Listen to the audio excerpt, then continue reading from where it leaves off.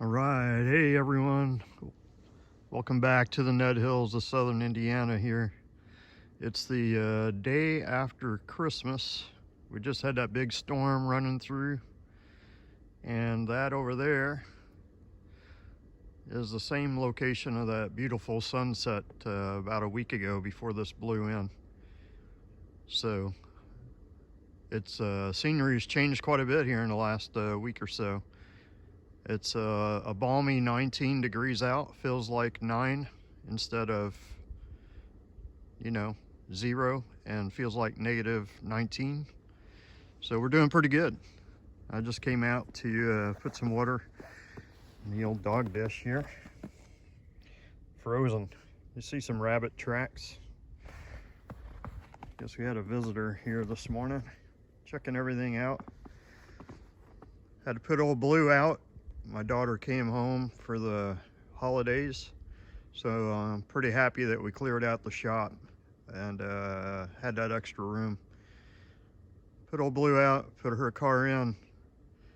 But really want to say thanks to everybody.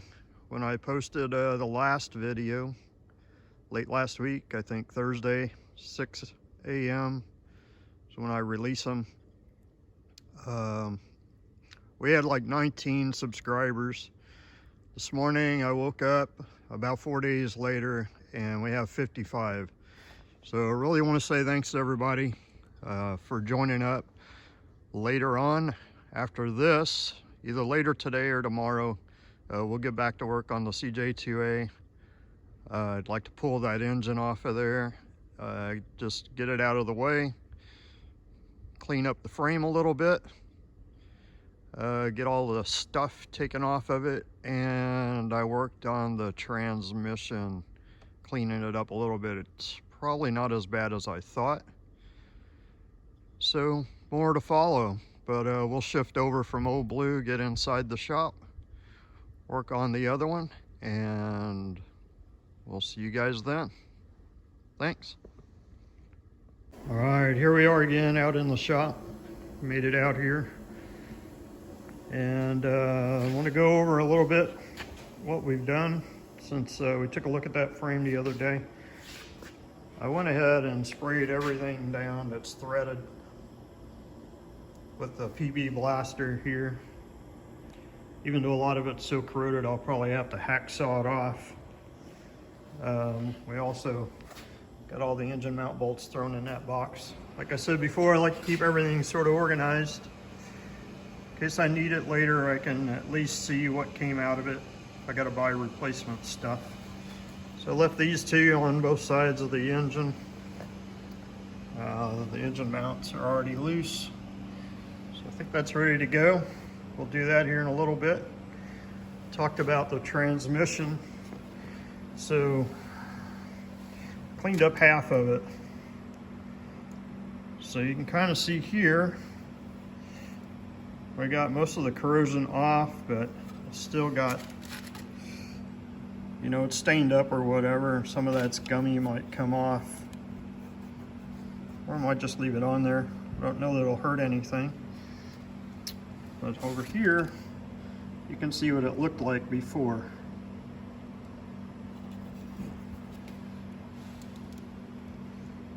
All that. It looks a lot better on this side. So I got these to move back and forth actually. I think this one had it going earlier. So they'll actually move back and forth inside here. I'd like to get them loosened up a little bit more. So inside the transmission, you can kind of see what they look like before on this half over here.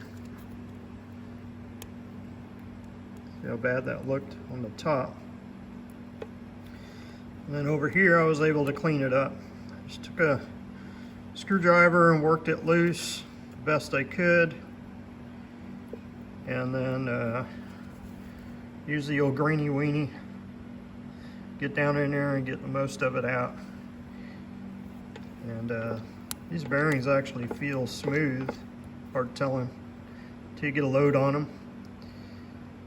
But I think what I'll do here is once I get the engine pulled off, I'll stand it up on that bell housing on its edge. I'm sure there's a bunch of water underneath that gear oil. We'll get it all dumped out, clean all this up first, the rest of it. You know, get all that out of there the best we can. Let it fall down into that old oil. Run it out, clean it out. And we'll go from there on that. I'm gonna go around, like I said, finish cleaning that up. Pull all these bolts, probably loosen up the suspension.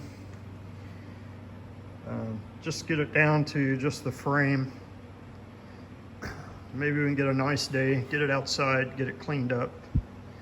Eventually, if we're going to use it, sandblast it, do the repairs eventually, what have you. Most of these are so corroded. Probably use a hacksaw to get them off. Some of them, like this one, just, you know, pull them right out of there. Good times. Looks like some sort of artifact. Also, another thing I did before I jump into it is I'm a big fan of these manuals. So I've got one for all my Jeeps, and I even did the top end on that thing last year. Had a head gasket leak, so pull it apart, head to heads, milled, cleaned up, and use this book to put it back together, and that's been over a year now. So these are real handy. Tons of information, and it's just a nice reference. So before you do anything and get stuck or whatever, use that manual, read up on it a little bit. I know as guys, we're not supposed to do all that, but I do. All those years working on airplanes, it's just not worth the headaches to try to figure it out on your own. At least not for me. Well, let's get after it. Slight detour, delay in plans. It looks like the cold weather has caused a little leak in the back tractor tire here. So we're gonna have to get a little air in that thing so it doesn't come off the wheel. Probably check both front ones also. And then we'll get after it.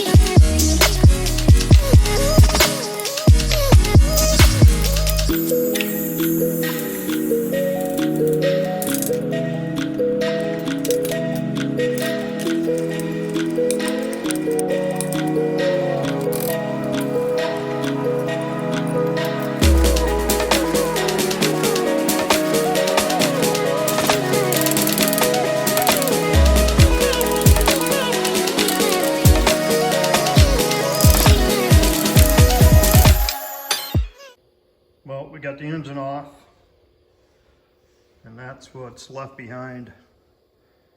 Not sure what would have made a nest in there, but a lot of crap got in there through that little opening right there. That was left open, back of the engine. Okay, so I pulled everything off of the frame except the suspension and the differentials. Still have the transmission. I never did clean that up.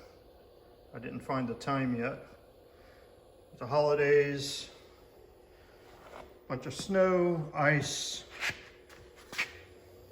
dead battery, one of the cars, holidays. It's been a busy week. A lot of fun though. So pretty much everything that's bolted onto the frame, brake lines, all that, I pulled it all off. And I think our next adventure is going to be to pull those differentials and, like I said, this rest of the drivetrain off of this thing.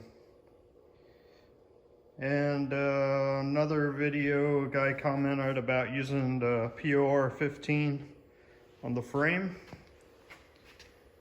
I'm not quite sure how I'm going to get it all cleaned up to get all the loose stuff off of it. I want to blast it, wire wheel it. Again, we got all this stuff right inside here. There's a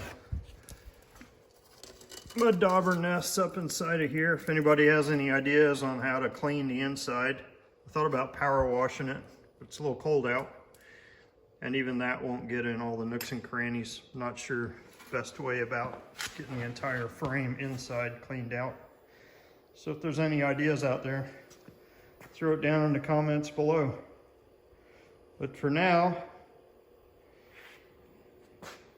we're going to take a break here, and we'll have to get after this again later on.